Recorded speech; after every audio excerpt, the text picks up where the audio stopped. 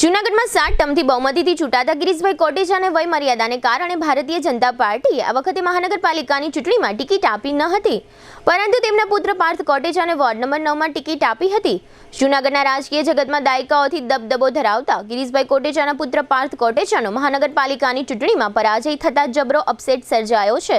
અને રાજકીય વર્તુળોમાં એવી ચર્ચા છે કે સંખ્યાબંધ કોલેજોનું સંચાલન કરતા અને મોટિવેશનલ સ્પીકર તેમજ MBA અને PhDની ડિગ્રી ધરાવતા પાર્થ કોટેચાએ ચૂંટણીમાં ફોર્મ ભર્યું ત્યારથી જૂનાગઢ ભાજપાના કેટલાક નેતાઓ તેમને ભાવિ મેયર તરીકે જોતા હતા અને આ બાબત કેટલાક આગેવાનોને પસંદ ન હોવાથી પાર્થ કોટેચાનો રાજકારણમાં પ્રવેશ ન થાય તે માટે ભાજપાના જ આગેવાનોએ ખેલ પાડ્યો હોવાની જૂનાગઢમાં ચર્ચાઓ ચાલી રહી છે।